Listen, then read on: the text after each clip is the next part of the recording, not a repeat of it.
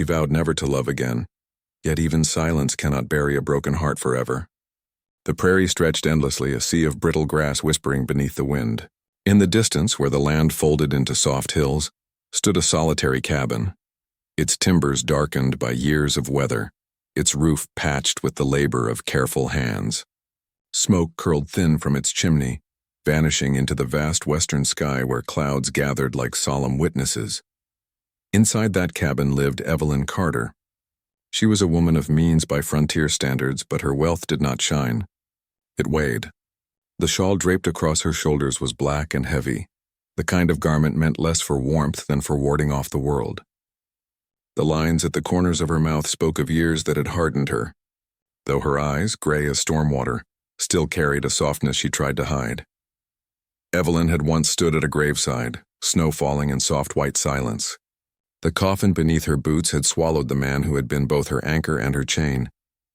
Her husband had left her land, cattle, and money, but also an emptiness that gnawed at her in the quiet hours. On that frozen day, with her hands trembling inside black gloves, she had sworn aloud that she would never marry again. The vow had felt holy, binding, a shield against betrayal and the slow suffocation of a woman's spirit. Years later, that vow had grown into her identity, her armor. Her days were long, ordered, and spare. At dawn she rose, the kettle hissing on the stove, the bitter smell of coffee filling the cabin. She mended harness straps and oiled tools whose handles bore the polish of decades. She carried water in tin buckets, her shawl gathering dust and the faint scent of wood smoke. When her work was done, she sat in her rocking chair on the porch, her gaze fixed on the horizon where the sun bled orange and gold into the evening sky. The land around her was alive with sounds, the creak of the windmill, the rustle of prairie grass, the low call of a mourning dove. Yet the silence pressed deeper than any sound. Evelyn heard it in the empty chairs at her table, in the echo of footsteps that would never return, in the absence of laughter that had never quite belonged to her life. She had wanted children once, but the years of her marriage had been as barren as the winter earth. Now even hope seemed a foolish indulgence. Her neighbors in town whispered about her. Some admired her resilience, others pitied her solitude. A few cast suspicious eyes toward her wealth, muttering about a woman too proud to remarry, too stubborn to share her holdings. Evelyn paid no mind. She walked through the general store with her shawl drawn close, exchanged the necessary words, and returned to her fortress of memory. Beyond her land, the world was changing. The railroad cut across valleys once claimed by buffalo herds. Ranchers spread barbed wire like scars across the plains. Rustlers prowled in the distance, hungry for what they could steal. But Evelyn's cabin remained still, as if time itself had chosen to pass it by. She liked it that way. Change had only ever brought her pain. Yet the prairie has its own way of whispering omens. In the evenings, when storms gathered on the horizon, Evelyn felt it in her bones, that stirring of something unsettled, the sense that her vow might one day be tested. She would sit with her shawl wrapped tight, the firelight flickering against the walls, and listen to the thunder rolling closer. And one evening, as the sky bruised with the weight of another storm, she saw him, a rider moving slow across the far pasture, a figure on horseback, little more than a silhouette against the fading light. Dust rose behind him, curling in the wind. Evelyn's hand tightened on the porch rail. She did not yet know his name, nor what shadows he carried, but something in the sight of him unsettled the stillness she had clung to for so long. The rocking chair creaked beneath her. The vow she had sworn years ago pressed against her chest like iron. She told herself it meant nothing, that men passed across the land every day, that this rider would vanish like the rest. And yet, in the silence between thunderclaps, she felt it, the faintest tremor of change riding closer. The morning he came, the sky was pale with heat, and the dust on the trail shimmered like smoke. Evelyn was on the porch, a shawl around her shoulders, though the sun already pressed hot against the land. She saw him crest the low ridge, a lone rider moving slow, not like a man in haste, but like one who had traveled far and carried the weight of it. His hat was pulled low, his shoulders bent forward, and the horse beneath him bore the sweat of miles. He dismounted at her gate with the quiet grace of a man who had done so countless times before. His boots sank into the dust. His face was weathered, his jaw strong but unshaven, and in his eyes lay something she could not name. a shadow that came not from the sun but from some far-off sorrow. His hands bore scars, long white lines across the knuckles and palms as if they had known fire and rope and struggle. "Ma'am," he said with a nod, his voice low, steady, respectful. "Name's Daniel Hayes. I heard you might be needing help with fences, maybe horses." Evelyn's first instinct was refusal. Solitude was her shield and strangers had no place in it. Yet she looked out across her land. The broken rails in the pasture, the sagging beams in the barn, the cattle restless for a steady hand. Too much for one woman, though she had tried. Her vow had made her proud, but pride did not mend fences. "You'll get your meals and a bed in the loft," she said finally, her voice clipped. "Pays modest, but fair." He tipped his hat in thanks, and without another word set to work. By midday, Evelyn found herself watching him from the porch as he hauled timbers and drove nails into weathered wood. His movements were slow but deliberate, each swing of the hammer measured as though he carried not just wood and iron, but memories that clung to him. Sweat darkened his shirt, and the sun burned the dust into his skin, but he worked with a quiet endurance that unsettled her. There was nothing boastful in him, nothing of the swagger so common in men who sought her favor or her wealth. He wore his past like an old rifle slung across his back, silent, heavy, unforgotten. The days slipped into rhythm. Daniel rose early, fed the stock, patched broken rails, and rode the pastures with a keen eye. In the evenings, he lit small fires in the yard, boiling coffee in a blackened pot. Evelyn would watch from the porch as the steam curled upward, vanishing into the night air. Sometimes he would glance toward her, not with hunger or hope, but with the plain acknowledgement of another soul sharing the same silence. That silence unsettled her vow more than words ever could. It was not romance that stirred in her, it was memory. The memory of companionship, of a house not echoing with emptiness. His presence pressed against the walls she had built, reminding her of something she had long denied, that she was still capable of feeling. One evening, as the sky gathered its bruised colors and thunder rumbled far off, Daniel worked late repairing the barn door. Evelyn stood in the doorway with a lantern, the light catching the scars on his hands as he tightened the final hinge. "You work like a man chasing something," she said before she could stop herself. He paused, looked up at her, his eyes dark in the lamplight. "Maybe I am," he answered simply and returned to his task. The storm broke not long after. Rain came in sheets, lashing the roof and rattling the shutters. The wind howled across the open plains, and Evelyn sat tense inside, the rocking chair creaking beneath her. She thought he might stay in the barn, but soon the door swung open. Daniel stepped inside, drenched to the bone, water running from the brim of his hat, his shirt clinging to the lines of his frame. The cabin filled with the scent of wet leather, damp earth, and wood smoke. He removed his hat with quiet courtesy, shook off the water, and stood there uncertain, not wishing to intrude yet unwilling to remain outside in the fury. Evelyn's breath caught, not from fear, but from the strangeness of another presence in her sacred solitude. The nearness of him was a weight and a comfort at once. The firelight flickered across his face, tracing the edges of weariness and resolve. For the first time in years, Evelyn felt the pulse of something she had long thought buried. The awareness of another heartbeat in the room, steady and close, breaking the silence she had lived in for so long. She tightened her shawl around her shoulders, though the warmth of the fire already filled the cabin. Outside, the storm raged. Inside, for the first time, she felt less alone.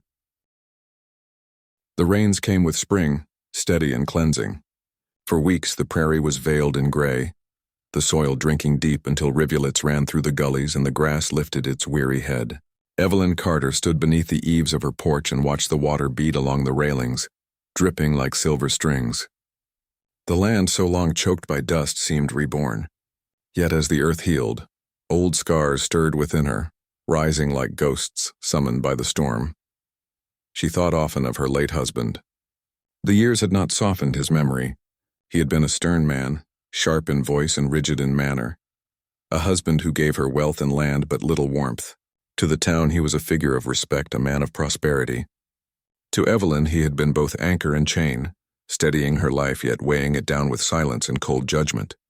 She had buried him beneath a quilt of winter snow, and with him she had buried her youth. The vow she had sworn at his graveside was not born of love's devotion but of fear. Fear of being bound again, of being silenced, of being left once more with nothing but shadows. Now, with Daniel Hayes moving about her land, that vow pressed against her with new meaning. Daniel carried his past like a quiet storm. He never spoke of it, yet its traces lay in small telling signs. The horsehair braid he kept folded in his saddlebag, worn and delicate from years of handling, the burn scar winding across his forearm, visible when he pushed back his sleeves to work, the way he stared into the fire at night, his gaze deep and unblinking as if the flames reflected things he could not bear to name. Evelyn noticed all of it, though she asked nothing. In their silence, something wordless grew between them, an understanding formed not by questions, but by shared presence. One evening, they sat side by side in the barn, the lantern burning low. Evelyn mended a bridle strap while Daniel sharpened a blade, the rasp of steel on stone steady and rhythmic. Outside, the frogs croaked along the swollen creek. "I once loved the sound of laughter in this house," Evelyn said quietly, surprising herself. The words fell into the space between them like pebbles into water, but I don't know anymore if I could welcome it back. Daniel paused, lifted his gaze, then returned to his task. After a moment, he spoke. "Even scorched earth can bloom again." The words were simple, but they lingered in her chest like embers refusing to die. She turned them over in her mind long after he had gone to the loft, their quiet weight pressing against the vow she had carried for so long. But peace, fragile as it was, never lasts unchallenged on the frontier. Rumors drifted through the valley like smoke. Rustlers had been seen riding near the foothills, their hunger set upon the herds of every rancher in reach. At the mercantile, men spoke in low voices of missing cattle and broken fences, of riders masked by bandanas and the crack of rifles in the night. Evelyn felt the unease seeping into her land, into her bones. The thought of Daniel staying now carried with it a double edge. She feared not only for the cattle and the fences, but for the walls around her heart. His presence was a risk, of danger, yes, but of change most of all. To let him remain meant admitting she needed him. To admit that was to betray the vow she had clung to like a talisman against loneliness. One evening she stood at her window, the rain still dripping from the eaves. She saw him outside by the fire, the flames glowing against his face. His shoulders hunched forward, his eyes locked upon the blaze. He held the horsehair braid in his hands, turning it slowly between scarred fingers. Evelyn did not intrude, but in that moment she understood. He too was a soul bound by promises, by grief, by shadows that had followed him across the miles. In the hush of the cabin later that night, Evelyn lay awake, her shawl folded at the foot of her bed. The vow she had once thought sacred now felt more like a shackle. Was it loyalty to her past or fear of living again?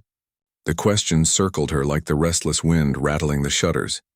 Beyond her window, thunder rolled in the far distance, though no rain yet fell. The valley was uneasy, and so was she. For the first time in many years, Evelyn Carter prayed, not for protection nor for fortune, but for courage. The night was still when the danger came. The moon rode high and pale, washing the prairie in silver light. Evelyn had been sitting by the fire, her shawl wrapped tight, the steady creak of her rocking chair marking the hours. Daniel was outside checking the corral before turning in. The silence seemed endless until the dogs began to bark. She rose quickly, her heart tightening. From the window she saw them, riders spilling across the pasture, their torches glowing like angry stars, their shadows long and jagged across the grass. The rustlers had come. "Daniel," she whispered, though he was already moving. He crossed the yard with his rifle in hand, the weapon held not with bravado, but with a calm certainty born of necessity. Evelyn opened the door, the firelight spilling across the porch, and saw his figure framed against the advancing torches. His stance was steady, shoulders squared, courage etched into the line of his jaw. The riders drew closer, their laughter coarse, their voices sharp. Horses snorted, hooves pounding the earth. Evelyn felt the old fear stir within her, but this time it was not for herself nor even for the land. It was for the man standing tall in the open, a lone figure willing to pit himself against the night. The first shot cracked, shattering the stillness. Daniel's rifle answered, the report echoing across the fields. Firelight flickered across his face, carving shadows into the hollows of his eyes. He moved with precision, calm in the storm, each shot deliberate, driving the men back yard by yard. The cattle bawled in panic, the torches flared, and the riders cursed as their mounts bucked beneath them. Evelyn stood frozen in the doorway, her shawl clutched to her throat. She wanted to call out, to beg him to return to safety, but her voice would not come. Instead, she watched in silence as the man she had barely begun to trust risked everything for land that was not his, for a woman who had sworn she would never need anyone. The fight did not last long. Rustlers rarely linger when resistance meets them. Horses scattered into the dark, torches falling and sputtering in the wet grass. The night grew quiet again, broken only by the low moans of cattle and the echo of retreating hooves. Daniel lowered his rifle slowly, his chest rising and falling with heavy breath. His face was hard in the moonlight, yet when he turned toward the cabin, Evelyn saw the tremor in his hands. Inside, by lantern light, he sat at the table and began to clean the rifle, his movements careful, precise. His hand still shook faintly, betraying the cost of courage. Evelyn moved quietly, setting a tin cup of coffee beside him. The rich scent curled into the air, mingling with smoke and sweat and the sharp tang of gunpowder. He nodded in thanks, his voice low. "They'll not return soon." Evelyn drew her shawl tighter, though the cabin was warm. She studied him, his bent head, the set of his shoulders, the scars on his hands now darkened with oil. She had thought courage was the crack of a rifle in the night, the stance of a man unyielding before danger. But as she watched him now, weary and trembling yet refusing to falter, she understood a deeper truth. Courage was not found in glory. It was found in choosing to stay when leaving would be easier. It was in protecting what was not yours simply because it mattered to someone else. It was in sitting across the table, hands unsteady but present. Evelyn felt something soften within her, a thread in the tight weave of her vow beginning to loosen. She poured herself coffee and sat opposite him, the lantern light flickering between them. For a long while neither spoke. Outside, the prairie stretched silent and wide, holding the echoes of violence. Inside, the quiet was different, not empty, but full, as though the silence itself had drawn closer, warmer. Her eyes lingered on Daniel's, and though no words were exchanged, she felt the weight of unspoken promises. She had lived so long behind walls, believing safety lay in distance. But tonight, watching the man across from her risk his life not for pride but for devotion, she wondered if true safety was found not in solitude but in the presence of another. The rocking chair creaked in the corner. The fire burned low, and Evelyn realized she was no longer afraid of the silence. Winter settled over the plains like a heavy quilt, stitched with silence and frost. Snow came early, blanketing the wide fields until the fences vanished beneath white drifts and the creek lay hard and still under its frozen skin. The cabin stood against the wind, its timbers groaning as the storms pressed against them, yet the fire inside burned steady. Life shrank to smaller rhythms, gathering wood, breaking ice at the trough, mending gear by lantern light. Evelyn and Daniel moved through these tasks together, not with flourish or conversation, but with the quiet harmony of two souls learning the measure of each other. He carried the heavier burdens, she managed the finer labors, and between them the days unfolded with a strange, gentle ease. Evenings were the heart of it. They would sit near the fire, steam rising from bowls of stew or cups of coffee, the flames painting their faces in flickers of gold. Words were few, but presence was constant. Sometimes Evelyn would look up from her sewing to find Daniel watching the flames as though searching for something lost, his jaw soft with a weariness that no rest could cure. One night, without quite knowing why, she braided her hair differently, looser, a strand falling across her shoulder. She felt almost shy, as though she had offered something she could not name. Daniel noticed but said nothing. The silence between them held it all the same, tender and unspoken. Yet inside Evelyn lingered the winter of her vow. She had sworn never to marry again, never to bind herself to another life that could be torn from her. She feared not only death but love itself, the way it hollowed a woman when it was gone. Could she endure another burial? Another silence deeper than this cabin had ever known? The thought tightened around her like the cold wind rattling the shutters.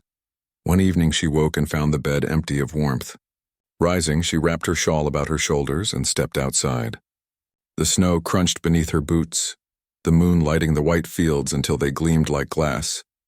There on the porch sat Daniel, His breath clouded the air in slow, heavy curls, and in his hands he held the horsehair braid she had seen before. For a long while she only stood, the night so quiet she could hear the whisper of the snow falling from the eaves. At last she asked, her voice hushed, "Whose was it?" He did not look at her at once. His fingers turned the braid gently as though it were a fragile relic. "My sister's," he said softly. "She was 16 when the fever took her, stronger than me in many ways. This was from her mare. I carry it so she won't vanish entirely." Evelyn's heart shifted, heavy and tender all at once. His silence had not been the silence of indifference but of loss. The drifting life he led was not escape from the world, but from the emptiness grief left behind. Daniel's gaze remained on the braid, his voice low. "The hardest thing isn't the dying. It's the quiet after. You ride, you work, you fight, but nothing answers back. The silence is worse than the grave." Evelyn felt her throat tighten. She thought of her vow, of the years she had spent guarding herself against love, convincing herself that solitude was strength. Yet here sat a man who bore the same weight, not by choice but by survival. Their sorrows mirrored each other, entwined like roots beneath frozen ground. She lowered herself beside him, the cold biting through her shawl. For a while they said nothing, only listened to the wind moaning across the plains. Then she spoke, her words barely more than breath. "Love is never safe. It was never meant to be. But perhaps it is the only thing strong enough to stand against silence." Daniel turned his eyes toward her, and though no answer passed his lips, the look was enough. In the reflection of the snow-lit night, Evelyn felt the winter within her begin to soften, just a little, as though some hidden thaw had begun deep beneath the frost. Inside, the fire waited. They rose together and stepped back into the cabin, the snow falling soundlessly behind them, covering their footprints as if to promise a new beginning. Spring returned with a gentleness that felt almost foreign after the long, silent winter. The snow melted from the pastures, the creek broke free and ran swift again, and the land seemed to breathe as though waking from a long sleep. Shoots of green pierced the thawed earth, and the wind carried the scent of blossoms and rain. Evelyn walked the fields each morning, her shawl slipping from her shoulders as the air grew warmer. She saw fences mended, a roof patched, calves stumbling beside their mothers. The cabin, once a fortress of grief, stood as a home again, touched by labor and companionship. Yet with every sign of renewal, her heart felt a subtle ache, the knowledge that nothing in life held still. Daniel worked beside her through those days of thaw, steady as ever, though his eyes often strayed toward the horizon. Drifters were born of movement. The road was in his blood. Evelyn knew it before he spoke, before he packed his saddlebag or oiled his rifle.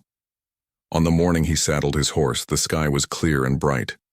Evelyn stood on the porch, her hands folded around a bundle she had kept hidden for years. It was her old wedding shawl, once a symbol of mourning, always locked away in a trunk. The black had faded to charcoal, the edges frayed. Yet in her hands it felt lighter than it ever had.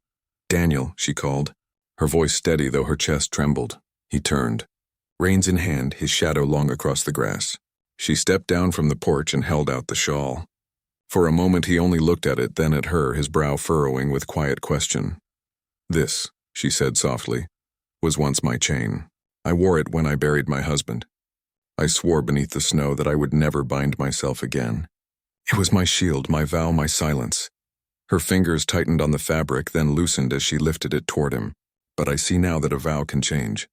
I cannot promise never to know sorrow again. Life will not spare us its storms. But I can promise this." Her eyes met his, clear, unflinching, "that I will walk beside you through them. No longer alone, no longer bound by ashes." The prairie wind stirred between them, lifting the edges of the shawl as though carrying the weight of her words across the open land. Daniel reached out, his scarred hands brushing hers as he took the cloth. His gaze was steady, shadowed still by the life he had known, yet softened by something new, something that had taken root through winter's silence. He folded the shawl carefully, almost reverently, and tucked it against his chest. "Then I will not ride on," he said simply. No grand vows, no declarations, just the quiet strength of choice. It was enough. That evening they sat together on the porch, the sky painted with the deep reds of a prairie sunset. The rocking chairs creaked in slow rhythm, carrying them forward and back like the breath of the earth itself. Evelyn's hair was braided loose again, the strands catching the last light of day. Daniel's hat lay on the porch rail. His rifle leaned nearby, not in readiness but in rest. They spoke little, for there was no need. The silence that stretched between them was no longer hollow, no longer heavy with grief. It was a silence alive with presence, filled with the sound of wind through the grass, the call of meadowlarks, the soft creak of wood beneath them. The scars remained, his on his skin, hers in her heart. The shadows lingered as they always would, but they were no longer chains. They were threads woven into a larger cloth, proof of survival and the courage to keep living. As twilight deepened, Evelyn reached across the space between their chairs. Her hand found his, rough and scarred, warm against her own. He looked at her and she met his gaze without fear. Her heart, once bound in ashes, beat steady with hope.